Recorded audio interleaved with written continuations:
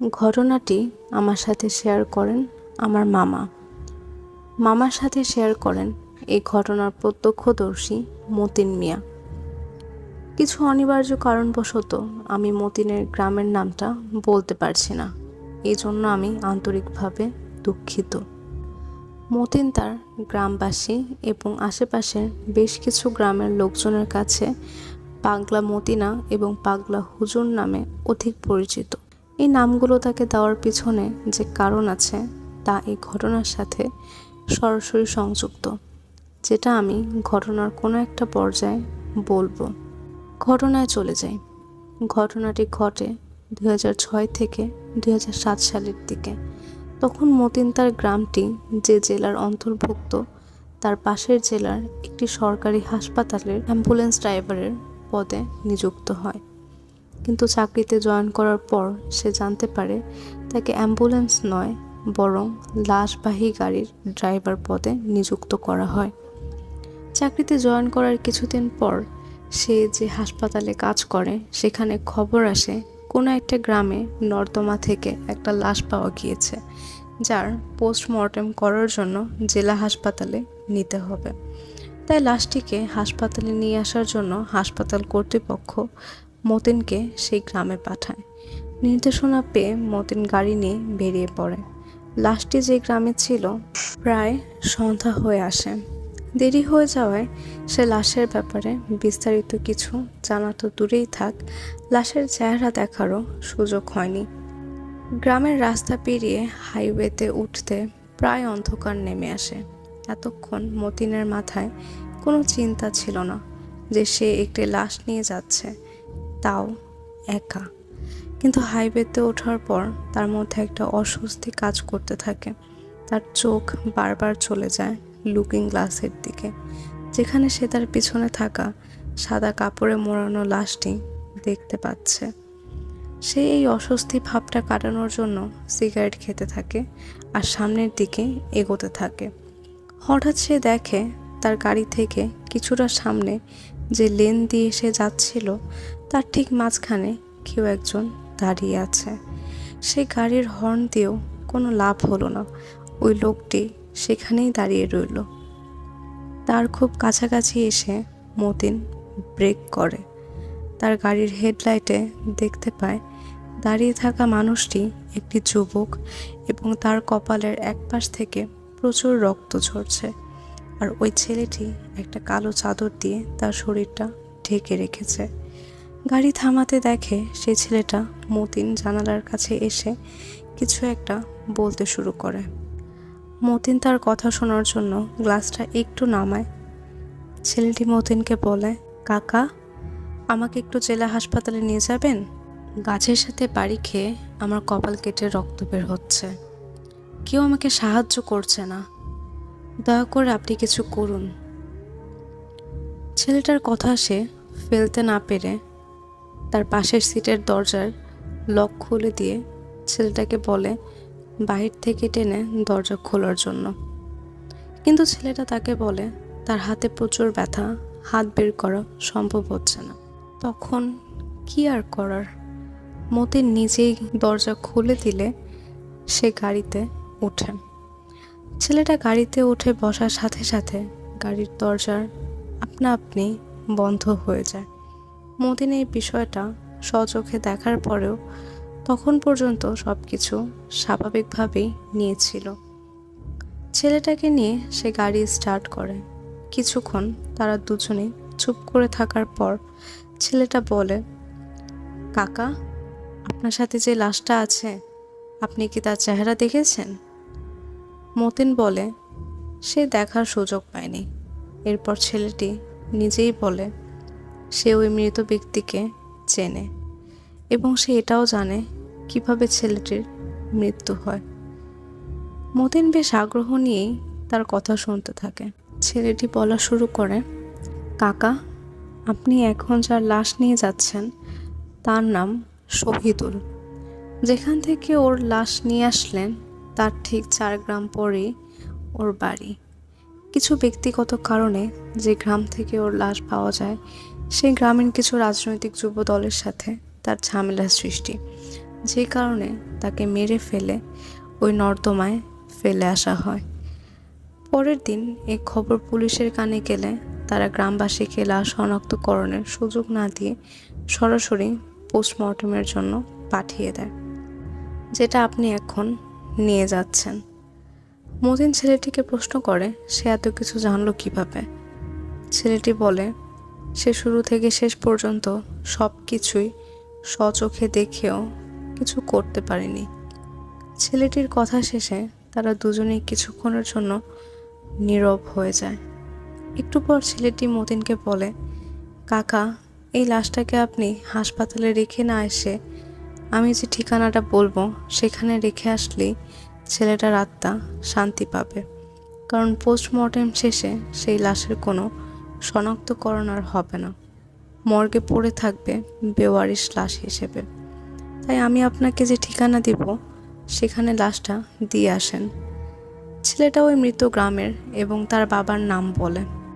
সব শেষে ছেলেটি মতিনকে বলে, কাকা, লাশটা একটু সাবধানে নিয়ে যান। এতক্ষণ মতিন চুপ করে ওই ছেলের কথা শুনে যাচ্ছিল।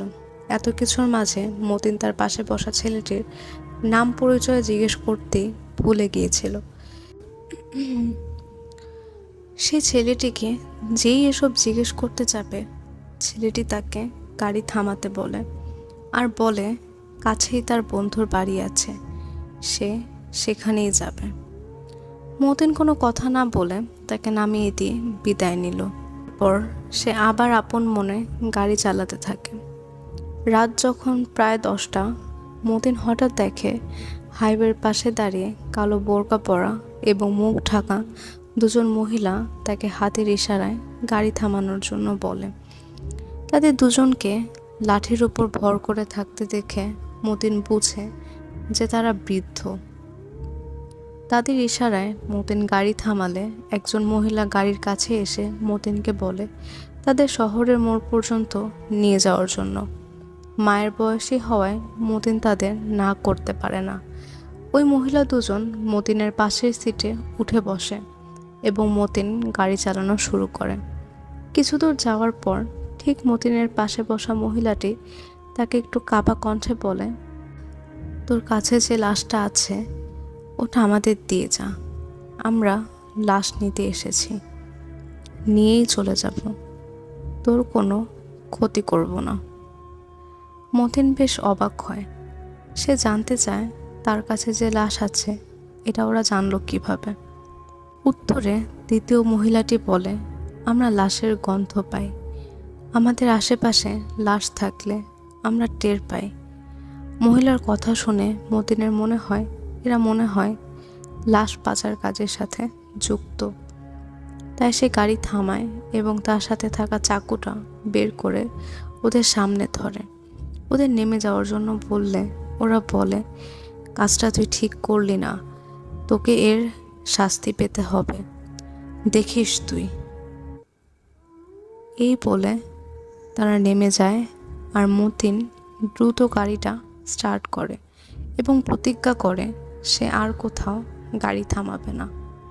এরপর প্রায় জেলা শহরের কাছে এসে সে তার লুকিং গ্লাসটার দিকে তাকাতেই অবাক হয়ে যায়। সে দেখে লাশের পাশে দুজন কালো বোরখা পরা মহিলা।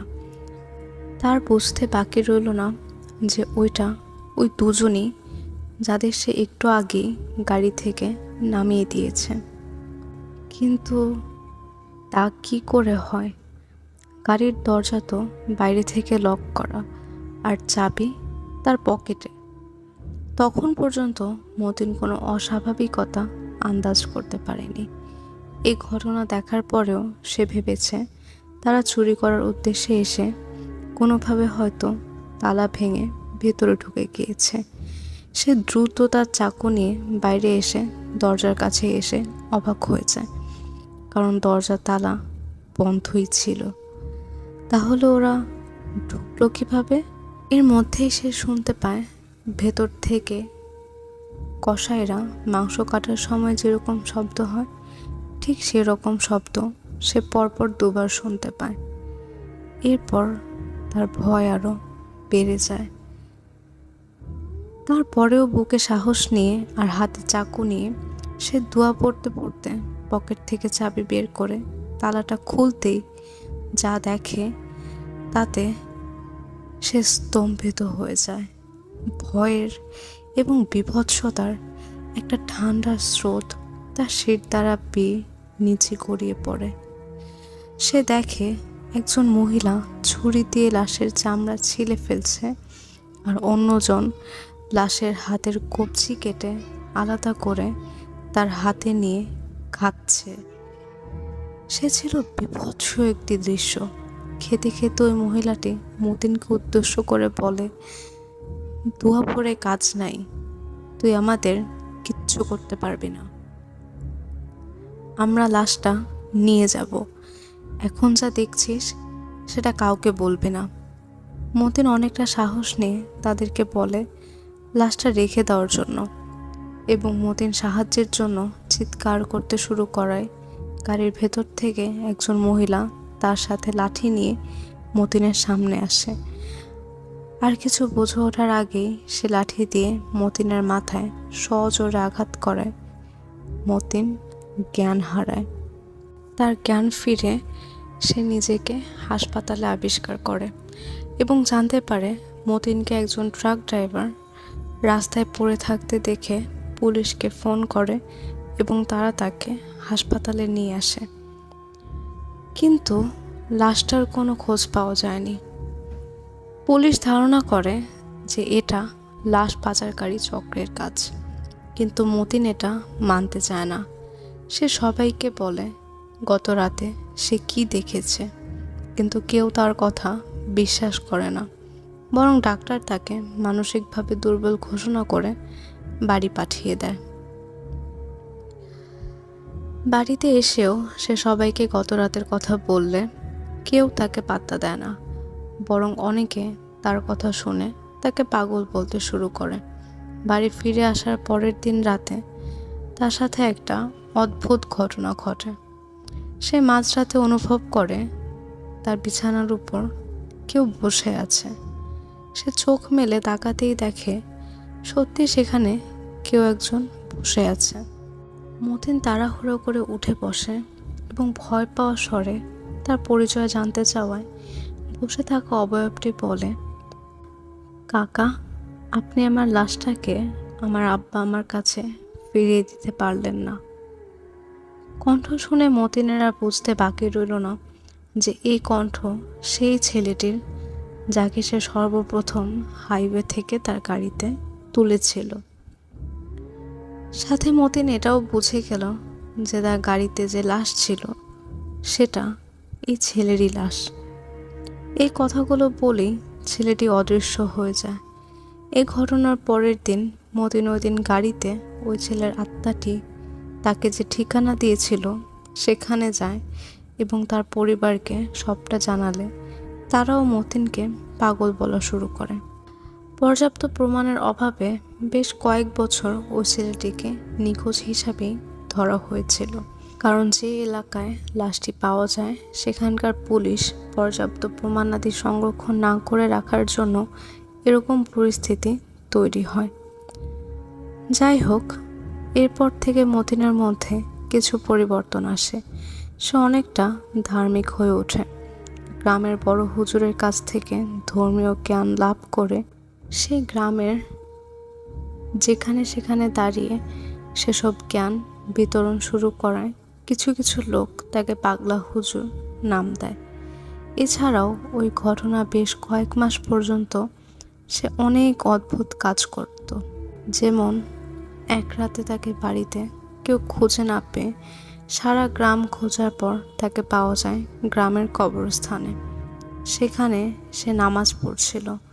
তার কাছে এসবের কারণ জানতে চাওয়া হলে সে বলে, বড় হুজুরের আজানে গ্রামের মানুষ নামাজে যায়, কিন্তু কবরের মানুষ তো যায় না। তাই এই কবরের মানুষদের নামাজ পড়ানোর জন্য মতিন এখানে এসে নামাজ পড়ছে। মতিন দাবি করে অনেক মানুষ নাকি দাঁড়িয়েছিল তার সাথে নামাজ আদায় করার জন্য। গ্রামের এই পাগলা মতিন মিয়া 2017 সালে মারা যায়। লিসেনার্স, ঘটনাটি এখানেই শেষ হলো। কেমন লাগলো অবশ্যই কমেন্ট করে জানাবেন। চলে যাচ্ছে আমাদের পরবর্তী ঘটনায়। ছোটবেলা থেকেই আমার ভয় ডর কম। ঘোর অমাবস্যায় শেওড়া গাছের নিচে বসে রাত কাটিয়েছি। ভুতুড়ে পোড়ো বাড়িতে কাঁথা বালিশ নিয়ে 2-3 রাত ঘুমিয়ে এসেছি।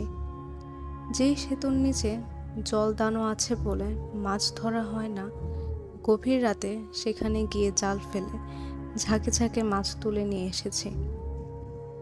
ভয় তো দূরের কথা, গা ছমছমও করেনি একটিবার। তবে একবার ভয় পেয়েছিলাম, বেশ ভয়। সে গল্পটাই আজকে বলি। আমাদের পাশের গ্রামে প্রতি বছর বৈশাখী মেলা বসে। সেবারও বসেছিল। দল বেঁধে গিয়েছিলাম মেলাতে, কিন্তু ঘুরতে ঘুরতে দল ছুট হয়ে গেলাম। এর ওপর সেবার যাত্রা পার্টি এসেছিল। সেটা দেখতে দেখতে রাত হয়ে গেল। ভেবেছিলাম যাত্রার প্যান্ডেলেই সব বন্ধুদের পেয়ে যাব, কিন্তু ওরা যাত্রা না দেখেই চলে গিয়েছিল। সেটা পরে জেনেছিলাম। ওরা তো নেই, গ্রামের একটা লোককেও পেলাম না একসাথে বাড়ি ফেরার জন্য। কি আর করা, একা একাই বাড়ির পথ ধরলাম। বৈশাখ মাস, সন্ধ্যায় আকাশ কালো হয়েছিল। আমি অর্ধেক রাস্তা আসতেই দেখলাম কাল বৈশাখী শুরু হলো। প্রথমে খুব হাওয়া শুরু হলো। একটা গাছের নিচে গিয়ে কোনো রকমে সামলালাম। এরপর শুরু হলো খুব জোরে বৃষ্টি আর বিদ্যুৎ চমকানি। ও এলাকায় আমার পরিচিত কেউ ছিল না, তাই বাড়ি ফেরা ছাড়া কোনো উপায়ও ছিল না। আমাদের গ্রামে ঢোকার আগে মোটামুটি একটা বড় মাঠ পার হতে হয়। মাঠটা রাতে কেউ পার হতে চায় না। সবার বিশ্বাস এখানে ভুতুড়ে ব্যাপার স্যাপার ঘটে। এর একটা কারণ হলো মাঠের এক কোণাতে এক পুরনো গোরস্থান আছে। আমার তো এসব ভয় টয় নেই, আগেই বলেছি। নিশ্চিন্তে মাঠ পার হচ্ছিলাম। হঠাৎ খেয়াল হলো মাঠের যেদিকে পুরনো গোরস্থানটা আছে সেদিকে 2জন লোক সারা গায়ে চাদর পেঁচিয়ে মাথাটুকু চাদরে ঠেকে গুটিসুটি পায়ে হাঁটছে। অন্ধকার আর বৃষ্টিতে এত দূরের জিনিস দেখতে পাওয়ার কথা নয়, কিন্তু বারবার যে বিদ্যুৎ চমকাচ্ছিল তাতেই ও দৃশ্য আমার চোখে পড়ে। ব্যাপারটা দেখে বেশ অবাক লাগলো, কারণ বৈশাখ মাসের গরমে এভাবে চাদর মুড়ি দেওয়া খুবই বেমানান ব্যাপার। যদিও বৃষ্টি, তবুও এমন শীত পড়েনি যে একবারে চাদর মুড়ি দিতে হবে। বুঝলাম লোকগুলোর অন্য উদ্দেশ্য আছে। খুব কৌতূহল হলো। আস্তে আস্তে ওদের পিছু নিলাম, কি করে তা দেখার জন্য। দেখলাম লোকগুলো সেই গোরস্থানের ভিতর যাচ্ছে। আমিও সেদিকে গেলাম। গোরস্থানে বেশ পুরনো মোটা মোটা গাছ ছিল। সেগুলোর একটার আড়ালে দাঁড়িয়ে দেখতে লাগলাম কি করে লোকগুলো। লোক দুটোর মধ্যে একজন কোদাল দিয়ে একটা গর্ত খোঁড়া শুরু করলো। বেশ কিছুক্ষণ খোঁড়ার পর নেমে পড়লো গর্তে। এরপর গর্ত থেকে কিছু হাড় বের করে নিয়ে আসলো। এরপর 2জন মিলে হাড়গুলো সাজালো। একজন একটা ম্যাচ জ্বালিয়ে আগুন ধরালো হাড়গুলোতে। উপরে গাছপালা ঘন হয়েছিল, তাই বৃষ্টির পানি আগুনে পড়ল না। আগুন জ্বলতে লাগলো। এরপর 2জনে আগুনের দুধারে বসে কি কি মন্ত্র আওড়াতে লাগলো। বেশ কিছুক্ষণ বসে রইলাম, কিছুই ঘটল না। বিরক্ত হয়ে চলে যাব কিনা তা ভাবছি। এরপরই একটা জিনিস দেখলাম। একটা লোক তার পাশে রাখা একটা ব্যাগ সামনে নিয়ে আসলো। এতক্ষণ খেয়াল করিনি ব্যাগটা। এরপর উনি ব্যাগটা খুললেন। ব্যাগের ভেতর থেকে কিছু একটা বের করে নিয়ে আসলেন। ভালো করে তাকিয়ে দেখলাম এক ছোট বাচ্চা, খুবই ছোট, হয়তো কয়েক মাস বয়স। বাচ্চাটা নড়াচড়া করছে না, কিন্তু ওর বুকে শ্বাস নেওয়ার জন্য ওঠানামা করছে। বুঝলাম হয়তো বাচ্চাটি ঘুমিয়ে আছে, না হলে তাকে অজ্ঞান করে রাখা হয়েছে। বাচ্চাটিকে ব্যাগের বাইরে রেখে লোকটা একটা লম্বা ছুরি বের করলেন। এরপর শান দিতে লাগলেন ছুরিতে। কালো জাদু, প্রেত চর্চা, এসব ব্যাপারে কিছু কিছু শুনেছিলাম। ওসবে নাকি নর বলি টলি দেওয়ার ব্যাপারও আছে। কেন যেন মনে হলো এটাও তেমন কিছু। এই দুজন লোক বাচ্চাটাকে খুন করবে এখন। বাচ্চাটাকে বাঁচাতে হলে কিছু করতে হবে, কিন্তু কি করব বুঝতে পারছিলাম না। ওরা দুজন লোক, একজনের সাথে আবার ছুরিও আছে, আর এদিকে আমি একা। এ সময় একটা কথা মনে পড়ল, মেলা থেকে কয়েকটা হাউই বাজি কিনেছিলাম, পকেটে আছে এখনো। বাজিগুলো পলিথিনে পেঁচানো ছিল, তাই বৃষ্টিতেও ভিজিনি। একটা বুদ্ধি এলো মাথায়। আমার পাশেই একটা আম গাছ, সেটার একটা মোটা ডাল লোকগুলো যেখানে বসে আছে তার উপর পর্যন্ত ছড়িয়েছে। আস্তে আস্তে গাছে উঠে পড়লাম। এরপর ডাল বেয়ে বেয়ে লোকগুলো যেখানে রয়েছে তার কাছাকাছি গেলাম। একজন ছুরি ধার দেয় এবং আরেকজন মন্ত্র পড়ায় ব্যস্ত। আমার ডালের উপরে নড়াচড়া হয়তো তাই টের পেলেন না। পকেট থেকে বাজি বের করে ছুঁড়ে দিলাম আগুনে। বিকট শব্দ হলো, আগুনটাও ঝলসে উঠল। লোক দুটো দুধারে ছিটকে পড়লেন। আমি এই সুযোগটুকু ছাড়লাম না। ডাল থেকে লাফ দিয়ে নিচে নেমে বাচ্চাটাকে কোলে নিয়ে দৌড়াতে শুরু করলাম। লোক দুটো চিৎকার করতে করতে আমার পিছন এলো, কিন্তু ভারী বৃষ্টি আর কাদার মধ্যে আমার সাথে পেরে উঠল না। গোরস্থান থেকে বেরিয়ে বেশ কিছুটা দূরে চলে এসেছি, আমার গ্রামের সীমানায়। আর একটু সামনে গেলেই হারুনদের বাড়ি। এখন লোকগুলো কিছু করতে পারবে না আমার। নিশ্চিত হয়ে একটা গাছের নিচে বসে একটু জিরিয়ে নিচ্ছিলাম। বাচ্চাটা আমার কাঁধে ছিল। ও একটু নড়ে উঠল। ভাবলাম ঘুম ভেঙেছে। ওকে আমার কোলে নিয়ে আসলাম, কিন্তু ওর দিকে চোখ পড়তেই ভয়ে আমার শরীর হিম হয়ে আসলো। দেখলাম বাচ্চাটা আমার দিকে তাকিয়ে হাসছে। ওর চোখের মনি নেই, চোখ দুটো একদম সাদা, মুখে ধারালো দাঁতের শাড়ি। ওর হাসিটুকু যে কি ভয়ঙ্কর ছিল তা যে না দেখেছে তাকে বোঝানো যাবে না।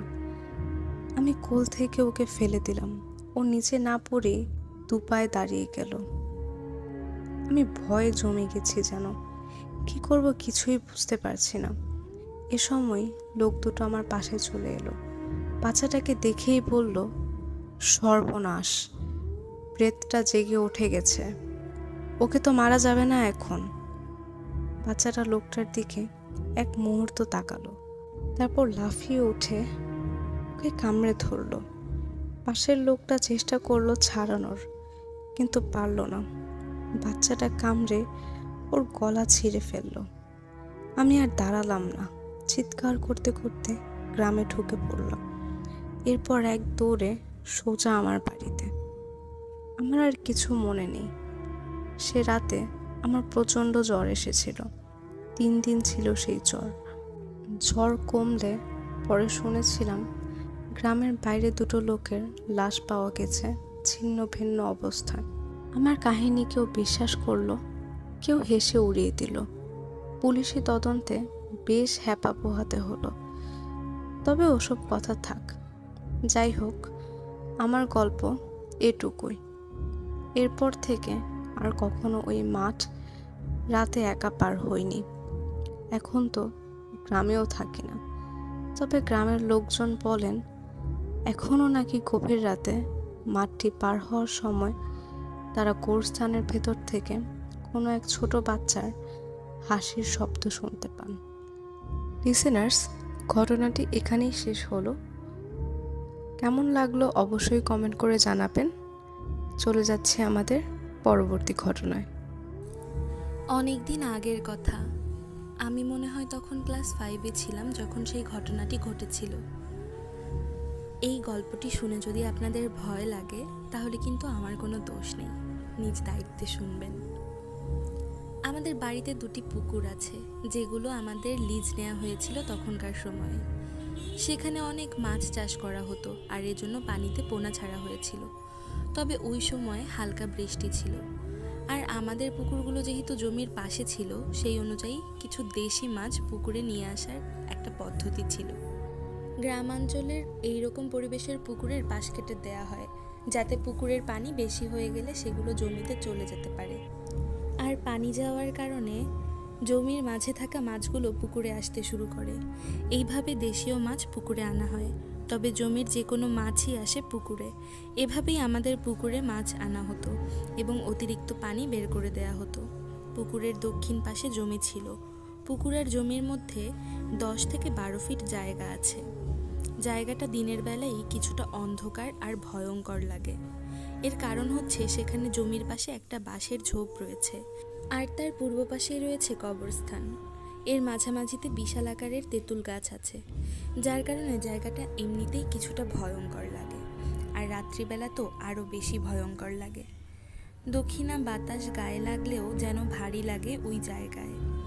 আর সেখানে পুকুর আর জমির মাঝে লম্বা করে ড্রেনের মতো কাটা হয়েছে, পানি বাইরে নেওয়া এবং মাছ পুকুরে নিয়ে আসার জন্য। তবে পুকুরের অংশে পথ বন্ধ করার উপায় রাখা হয়।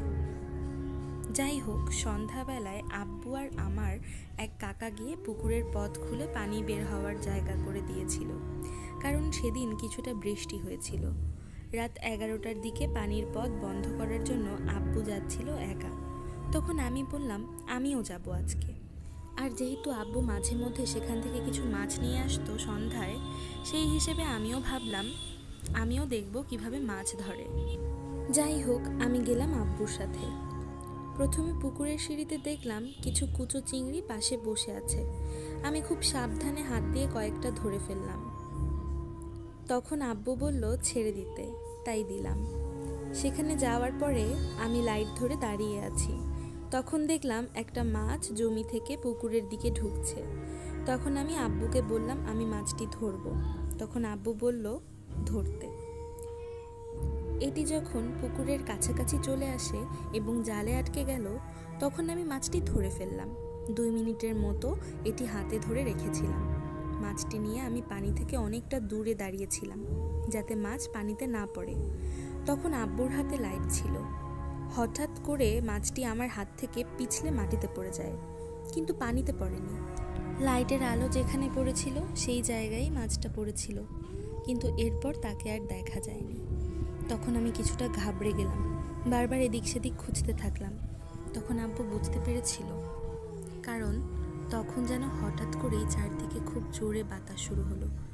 চারিদিকটা তখন কেমন একটা শীতল হাওয়ায় ছেয়ে গেল, কিন্তু তখন বাঁশের ঝোপ ছাড়া আর কিছুই নড়ছে না। আর এই দেখে আব্বু আমার হাত ধরে সোজা হাঁটা দিল, কিছুই বলল না। আমি আব্বুকে অনেকবার জিজ্ঞেস করলাম কেন চলে যাচ্ছি, মাছটা তো পাইনি।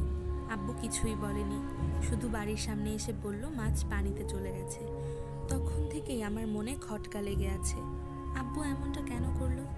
আমার মনেও কিছুটা ভয় ছিল সেই পরিস্থিতির কথা ভেবে।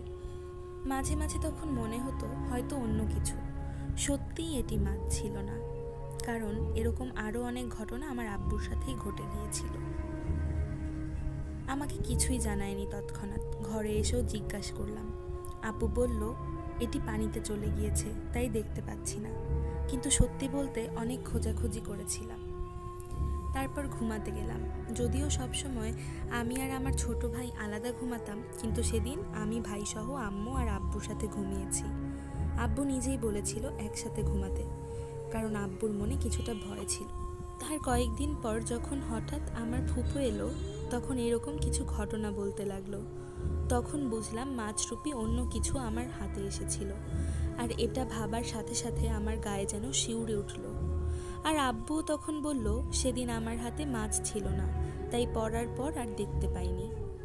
আসলে এটা কতটা সত্যি ছিল তা জানি না, তবে সেই রাতের কথা আমার প্রায়ই মনে পড়ে। ওইদিকে রাতের বেলা ভুলেও যাওয়া হয়নি আর কখনোই। তবে আমার মতে এই রকম ঘটনাগুলো গ্রামাঞ্চলে একটু বেশিই ঘটে, আর এটা আমি শুনেছি যে মাছের সাথে মিলিয়ে এই ঘটনা অনেক হয়। এই ঘটনাটি সম্পূর্ণ বাস্তব আর আমার সাথে ঘটে যাওয়া কাহিনী। এমন কিছু ঘটনা আমার আব্বুর সাথেও ঘটেছিল, তা আব্বুর কাছেই শোনা।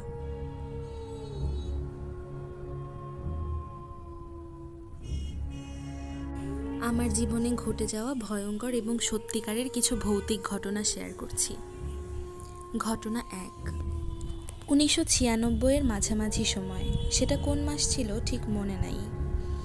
তখন আমি একটা হাফিজিয়া মাদ্রাসার ছাত্র। কোরআনের মধ্যে কিছু সূরার আমল লেখা থাকে। সেখানে একটা আমল পেয়েছিলাম। সেই আমলে লেখা ছিল, সূরা জিন 700 বার পাঠ করলে সমগ্র জিন জাতি তার বশীভূত হয়। তাই আমিও আমল শুরু করেছিলাম। তাছাড়া দিনটা বৃহস্পতিবার ছিল, আর পরের দিন উস্তাদকে সবক শোনানোর ঝামেলা ছিল না বলে সেদিন দুপুরের পর থেকেই আমল শুরু করেছিলাম। মোটামুটি রাতের 9টা পর্যন্ত প্রায় 400 বারের মতো পড়ে ফেলেছিলাম। বাড়ি ফেরার সময় আমার কোরআন শরীফটা বুকে নিয়ে আরেক হাতে তসবিহ নিয়ে সূরাটা পড়তে পড়তে বাড়ির কাছে চলে আসছি। এমন সময় আমার চেয়ে প্রায় 3 গুণ লম্বা একটা লোকের মুখোমুখি হয়েছিলাম। লোকটা আমার তসবিহ ধরা হাতটা চেপে ধরে প্রশ্ন করেছিল, তুই কি পড়তেছিস? বলে রাখা ভালো, লোকটার গায়ে এমন একটা পোশাক ছিল যে ওই রকম পোশাক আমি কোনোদিনও কোনো মানুষকে পরতে দেখিনি। অন্ধকারের মধ্যেও লোকটার চোখ, মুখ, চেহারা স্পষ্ট দেখা যাচ্ছিল, উজ্জ্বলভাবে। মোটা মোটা ভ্রু, কয়লার আগুনের মতো চোখ দুটো যেন আমাকে সম্মোহিত করে ফেলেছে। আমি তার প্রশ্নের উত্তরে এমন গগনবিদারী চিৎকার দিয়েছিলাম যে যদি আমার চিৎকারের অনুভূতি তার উপর কাজ করত, তাহলে আমি নিশ্চিত তার কানের পর্দা ফেটে যেত। আমি চিৎকার করার পর লোকটা আমার হাত ছেড়ে দিয়ে বলে, যা, চলে যা এখান থেকে, আর কোনোদিন এইসব পড়বি না। ছাড়া পাওয়া মাত্র আমি এক দৌড়ে ঘরের দরজার সামনে গিয়ে পড়ি। পড়েই অজ্ঞান হয়ে যাই, আর অজ্ঞান হওয়ার পূর্ব মুহূর্ত পর্যন্ত কোরআন শরীফটা বুক থেকে ছাড়ি নাই। পরের দিন থেকে আমার এমন জ্বর শুরু হয়েছিল যে 1 মাস পর্যন্ত ভুগে তারপরে সুস্থ হয়েছিলাম। ঘটনা 2। পূর্বের ঘটনার সময় আমার বয়স ছিল 13 বছর। তারও প্রায় 3 বছর পর একটা ছাত্র একা এসে আমাদের মাদ্রাসায় ভর্তি হয়েছিল। তার নাম ছিল মুক্তার। দেখতে আমাদের বয়সীই ছিল। সে আসার পর থেকে তার আচরণে অদ্ভুত কিছু ব্যাপার লক্ষ্য করেছিলাম।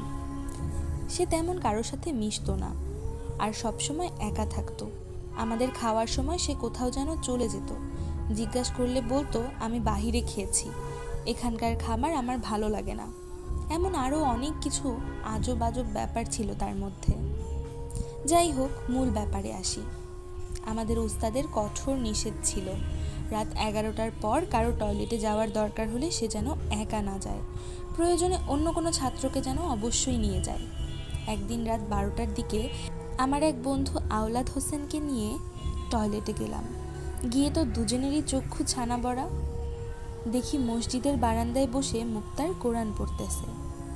টয়লেটে আসার সময় নিজের চোখে দেখেছি যে ও হাসান ভাইয়ের সাথে ঘুমাচ্ছে। 2 জায়গায় একজনকে দেখে খুব অবাক হলাম। পরে মুক্তারকে ডাক দিয়ে বললাম, তুমি এখানে আসলা কিভাবে? তাকে যে মাদ্রাসায় ঘুমাতে দেখেছিলাম, ব্যাপারটা দুজনেই চেপে গিয়েছিলাম। মজার ব্যাপার হলো, মুক্তার আমাদের প্রশ্নের উত্তর না দিয়ে সে হাতে পায়ে ধরে কান্নাকাটি করেছিল আর বলেছিল, ভাই তোমরা হুজুরকে কিছু বলো না, উনি জানলে আমাকে মাদ্রাসা থেকে বের করে দিবে। পরে আমি বললাম, ঠিক আছে বলবো না, তুমিও আর এমন করো না। পরবর্তীতে আমি কথা রাখলেও আওলাদ কথা রাখতে পারেনি। সে পুরো ঘটনার বৃত্তান্ত অনেকের কাছে প্রকাশ করে দিয়েছিল। এরপর ব্যাপারটা 2 কান থেকে 6 কান হতে বেশি সময় লাগেনি। কিন্তু আমরা সবাই যে ঘটনাটা জেনে গিয়েছিলাম সেটা মুক্তার জানতো না। তার কিছুদিন পর আমাদের সকলের সিনিয়র ইমরান ভাই আমাদের উস্তাদের কাছে ব্যাপারটা জানান, আর তিনি আরও কয়েকবার নিজে পরীক্ষা করে দেখেছিলেন যে দরজা বন্ধ থাকা অবস্থায় মুক্তার প্রায়ই গায়েব হয়ে যায়, সেটাও জানান। পরে হুজুর মাগরিবের নামাজের পরে সবাইকে জানিয়ে দেন যে আজ সবাই যেন জেগে থাকি, আজ মুক্তারকে ধরা হবে হাতে নাতে। রাত 9:30টার মধ্যে সবাই খেয়ে 10:30টার মধ্যে ঘুমানোর ভান ধরে পড়েছিল। ছোট 2-1 ছাড়া প্রায় সবাই জেগে রুদ্ধশ্বাসে অপেক্ষা করছিলাম মুক্তারের কাণ্ড সরাসরি প্রত্যক্ষ করার জন্য। ঠিক রাত 1:20 আমার চোখ লেগে আসছিল। এমন সময় ডিম লাইটের আলোয় স্পষ্ট দেখলাম মুক্তারের বিছানা থেকে একটা আলো প্রকাশিত হচ্ছে। পরে আলোটা প্রায় মানবের আকৃতি ধারণ করে ধীরে ধীরে দরজার দিকে যেতে দেখছিলাম। মনে মনে ভাবছিলাম যে ভুল দেখছি কিনা। আমার পাশের বিছানাতে আওলাদকে কনুই দিয়ে খোঁচা দিচ্ছিলাম। ও ইশারায় আমাকে চুপ থাকতে বলল। আশ্চর্যজনক ব্যাপার হলো, মুক্তারের দেহটা আমরা তখনও শুয়ে থাকতে দেখছিলাম ওর বিছানায়। মানবাকৃতি যুক্ত আলোটা যখন দরজা ভেদ করে বেরিয়ে গেল, তখন ইমরান ভাই আর হাসান ভাই আমাদের সবাইকে অবাক করে দিয়ে তাদের বেডের তোশক দিয়ে ঘুমন্ত মুক্তারকে চেপে ধরল। এর মধ্যে আমাদের উস্তাদ লাইটের সুইচ দিল। পুরো মাদ্রাসার মধ্যে হইচই শুরু হয়ে গেল। আর অধীর আগ্রহে সবাই অপেক্ষা করছিল ইমরান ভাই আর হাসান ভাইয়ের তোশকের নিচে কী আছে সেটা দেখার জন্য। তারা দুজনই তাদের তোশক দিয়ে মুক্তারের বিছানাটা চেপে ধরেছিল। পরে হুজুর এসে বলল তোশক সরাতে। তোশক সরানোর পর সবাই দেখলাম বিছানায় মুক্তার নেই।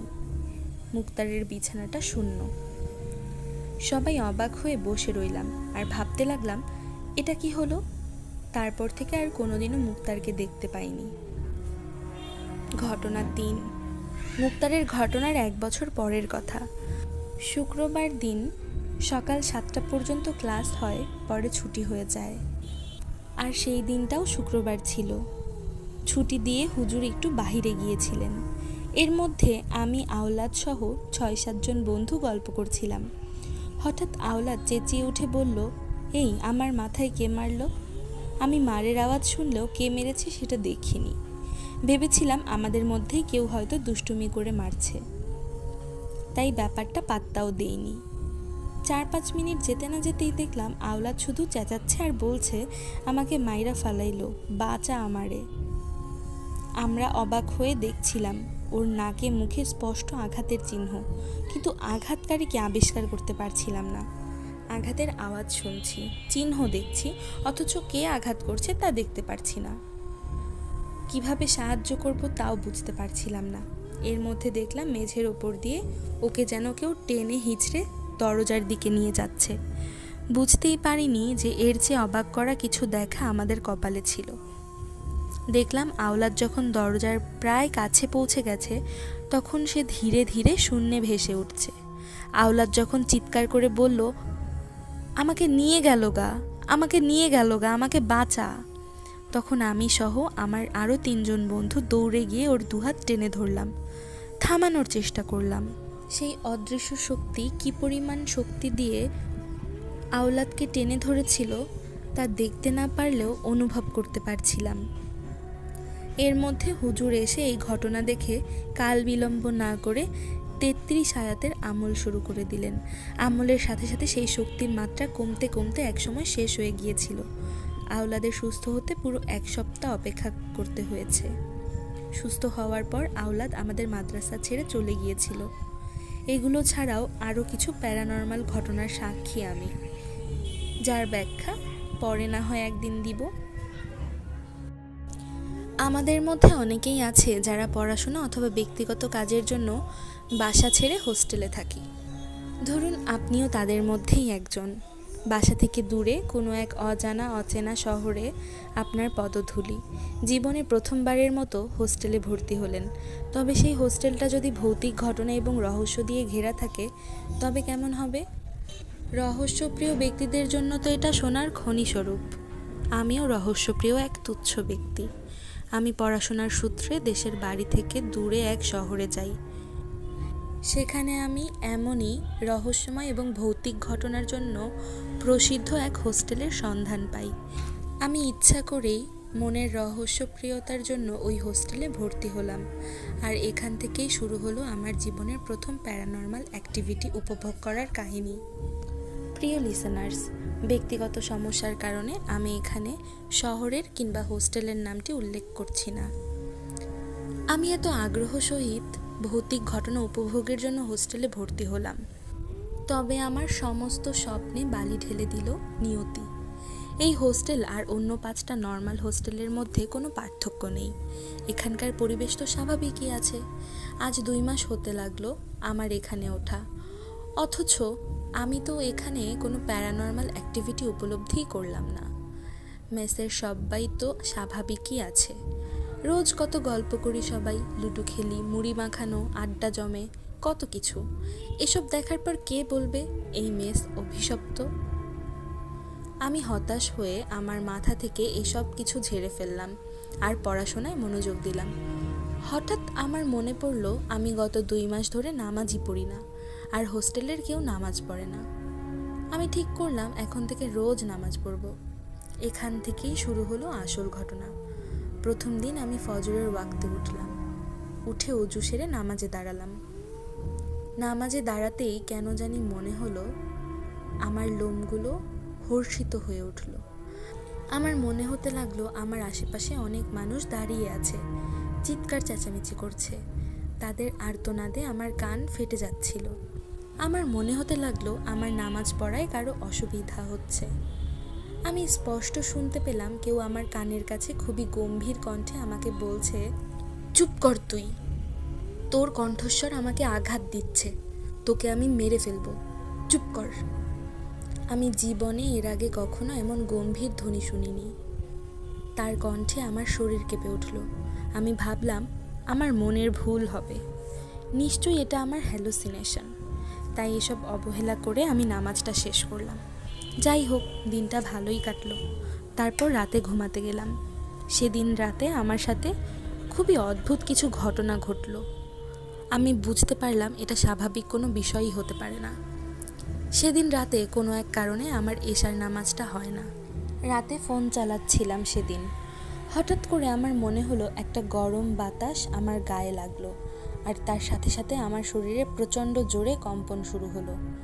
এমন কম্পন আমি জীবনে কখনোই অনুভব করিনি। কম্পনে আমার হাত থেকে ফোনটা পড়ে গেল। আমার খাট নড়তে থাকলো জোরে জোরে। আমি নিজেকে থামাতে পারছিলাম না। এতটাই কম্পন শুরু হলো, আমি তাড়াতাড়ি রুমের দরজাটা খুলে ওয়াশরুমে গিয়ে অজু করলাম। তারপর আমার শরীরের কাঁপুনি কিছুটা কমলো। আমি এটাকেও নর্মাল ব্যাপার ভেবে ইগনোর করলাম। তবে তার পরের দিন রাতে ঘুমিয়েছিলাম। হঠাৎ রুমের দরজায় কেউ নক করলো। উঠে গিয়ে দরজা খুলতেই দেখি পাশের রুমের বড় ভাই। তার চোখে মুখে ভয়ের ছাপ। আমি জিজ্ঞাসা করার আগেই উনি তোতলাতে তোতলাতে বললেন, নীরব, আমার রুমের জানালার দরজাটা কোনো মতেই লাগছে না, যতবারই লাগাচ্ছি একা একা খুলে যাচ্ছে কিভাবে যেন। আমি ভাবলাম ভাইয়ার কাজের চাপে হয়তো হ্যালুসিনেশন হয়েছে কোনো কারণে। আমি তার রুমে ঢুকে দেখলাম রুমের জানালা তো লাগানোই আছে। আবার পরের দিন রাত 2টায় দরজায় নক। দরজা খুলে দেখি আজ আরেকজন বড় ভাই সামনে দাঁড়িয়ে। তার চোখে মুখেও ভয়ের ছাপ। তিনি কিছু বলার আগেই মাটিতে বসে পড়লেন। তার মুখ দিয়ে কোনো কথা বের হচ্ছিল না। পরে তাকে পানি টানি খাওয়ানোর পর সে স্বাভাবিক হলো আর বলল, আমায়ও মারতে এসেছিল। আমি ঘুমিয়েছিলাম কিন্তু পাক ছিলাম না। ঘুমের ঘরে মনে হলো রুমের ভেতর কেউ যেন একটা হাঁটছে। আমি চোখ খুলতেই আমার বুকের উপর কালো ছায়ার মতো কিছু একটা উঠে বসে আমার গলা চেপে ধরে। আমি ওর শক্তির সাথে পেরে উঠছিলাম না। ওর লাল চোখ দুটি আমি জীবনেও ভুলতে পারবো না। আমার কপাল ভালো যে ফজরের আজানটা দিল আর ওটা চলে গেল। সবাই তার কথা শুনে মনে করলো সে হয়তো ঘুমের ঘোরে স্বপ্ন দেখেছে, কিন্তু আমার মনে কেমন যেন খটকা লাগলো। এরপর একের পর এক হোস্টেলের সবার সাথে এমন সব অদ্ভুত ঘটনা ঘটতে থাকলো। একদিন আমিও এক পরিস্থিতির শিকার হলাম। সেদিন রাতে জামা কাপড় পাকছিল না, নামাজ কালাম আর পড়া হয়নি। শরীর খুব ক্লান্ত ছিল, তাই তাড়াতাড়ি ঘুমিয়ে পড়েছিলাম। ঘুমের ঘোরে মনে হলো রুমের ছাদে কেমন যেন ছায়ার মতো একটা কিছু দেখা যাচ্ছে। আমি রীতিমতো ঘাবড়ে গেলাম। মনে হচ্ছিল কারো লাশ ঝুলছে রুমের সিলিংয়ে। আমি তাড়াহুড়া করে লাইট অন করলাম, আর যা দেখলাম তার জন্য প্রস্তুত ছিলাম না। আমি দেখলাম আমার রুমমেট সুইসাইড করছে। তার গলায় দড়ি বাঁধানো, তার সারা শরীর ফ্যাকাশে হয়ে গেছে। মৃত্যুর পরেও তার মুখে যেন মিষ্টি হাসি দেখা যাচ্ছে, আর তার চোখ দুটো লাল হয়ে আছে। ওই লাল চোখ দুটো আর একটা মিষ্টি হাসি যেন আমাকেই দেখছে। আমি এটা দেখার পর অজ্ঞান হয়ে যাই। পরে সকালে চোখ খুলতেই দেখি আমার রুমমেট জীবিত, আর সবাই আমার চারপাশে গভীর আগ্রহ সহিত দাঁড়িয়ে আছে আমার অজ্ঞান হওয়ার কারণটা জানতে। আমি প্রথম দিনের নামাজের ঘটনা থেকে গতকাল রাতের ঘটনা পর্যন্ত সব কিছু খুলে বললাম। আমার সাথে ঘটা ঘটনাগুলো শোনার পর সবাই সিদ্ধান্ত নিল হোস্টেলের মালিককে সব জানাবে। সেদিন দুপুরেই হোস্টেলের মালিককে জানানো হলো ঘটনাগুলো। হোস্টেলের মালিক সন্ধ্যার সময় একজন হুজুরকে নিয়ে আসলেন। তিনি মাগরিবের নামাজটা আমার রুমেই পড়লেন। নামাজ শেষে তিনি সবাইকে আমার রুমে জড়ো করলেন আর বললেন, আজ থেকে 13 বছর আগে এই রুমে একজন ছেলে আত্মহত্যা করে। তার লাশটি এই পাশের রুমে গোসল করানো হয়, আর গোসল করানোর পর ওই পাশের রুমে রেখে দেয়া হয় সারা রাত। রুমের জানালাটা খোলা রাখা হয় যাতে লাশটি গরমে পচে না যায়। যেহেতু 13 শয়তানের নাম্বার, এটা কালো নাম্বার হিসেবেই পরিচিত, আর ছেলেটি আত্মহত্যা করায় তার আত্মা মুক্তি পায়নি। প্রচুর আযাব হচ্ছে তার উপর, তার কোনো মুক্তি নাই। কিন্তু এই বছরে তার মৃত্যুর 13 বছর পূর্ণ হওয়ায় তার সাথে যে দুষ্টু জিন ছিল সেটার শক্তি অনেক বেড়ে গিয়েছে। এখন সে একটি বলি চায়, তবেই সে এখান থেকে চিরবিদায় নেবে। তার পরের দিন একটি ছাগল জবাই করে গরিব লোকেদের মাঝে বিতরণ করে দেয়া হলো। তারপর থেকে এই হোস্টেলে 5 বছর যাবত আছি, আর কোনো সমস্যা হয়নি। ডিয়ার লিসেনার্স, আমাদের মূল উদ্দেশ্য রহস্যময় অতি প্রাকৃত ঘটনাসমূহ আপনাদের কাছে পৌঁছে দেয়া। তাই আমাদের ভুল ত্রুটি ক্ষমা সুন্দর দৃষ্টিতে দেখবেন। আমাদের প্রতিটি পর্বের কোন গল্পটি আপনাদের বেশি ভীত করেছে এবং রোমাঞ্চিত করেছে তা কমেন্ট করে জানাতে পারেন। সেই সাথে ডেসক্রিপশনে দেওয়া নম্বরে আপনাদের সাথে ঘটা ভৌতিক ঘটনাসমূহ আমাদের সাথে শেয়ার করতে পারেন। আমরা অবশ্যই তা আমাদের চ্যানেলে সম্প্রচার করব। আমাদের আজকের ভিডিওটি ভালো লাগলে লাইক করে যাবেন এবং চ্যানেলে নতুন হলে সাবস্ক্রাইব করে যাবেন, যাতে প্রতিদিন আমাদের চ্যানেলের ভৌতিক গল্পসমূহ আপনাদের কাছে পৌঁছে যায়। ধন্যবাদ।